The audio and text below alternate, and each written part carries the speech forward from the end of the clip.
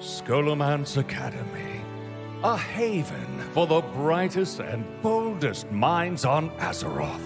As our academic semester comes to a close, let us apply our studies in a brand new way.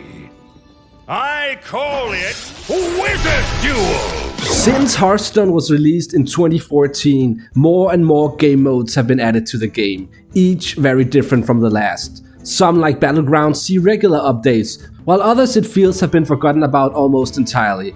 The game mode I'm gonna talk about today is one I used to enjoy immensely, but haven't been able to get back into lately. I'm talking about the game mode Hearthstone Duels.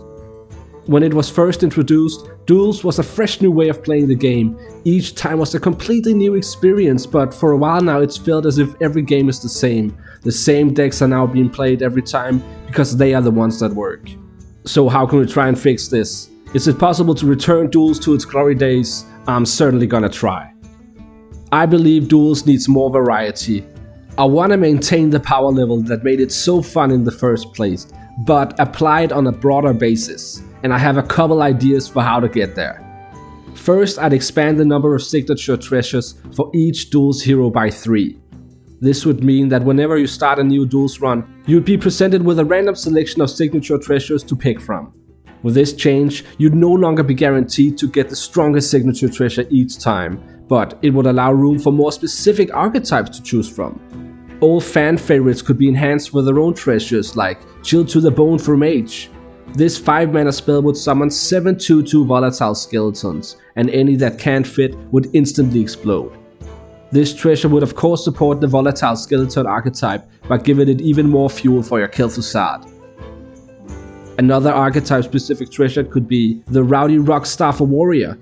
This 3-mana 3/3 minion enhances the Rift archetype by giving you a random Rift spell, and when you trigger its finale, it will cast the last Rift spell you played for this entire run. That includes previous games.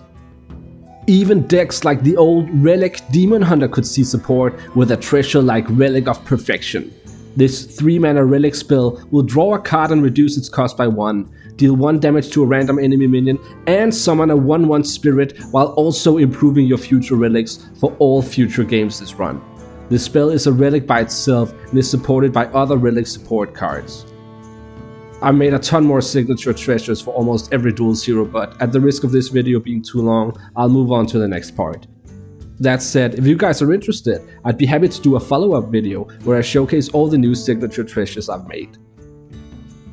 Aside from changes to the signature treasures, I also thought of some changes to the passive treasure pool, following a similar mindset of adding more variety while also increasing support for more niche deck types. To this end, I came up with the idea of adding class-specific passive treasures. The idea is to add 4 new passives for each class, 2 for the first pool and 2 for the second. I think there's less of a concern for variety when it comes to the passive pool, so I imagine the class-specific passives would be more likely to appear than neutral passives when you play a hero of that class. The idea is mostly to support less played archetypes, and to that end I came up with some designs for new passives. You could try playing a healing paladin with the pool 1 passive, the Karl's Golden Mask.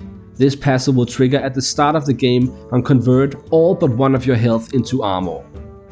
Or you could go for a healing druid deck with the passive Crystallized Sapling.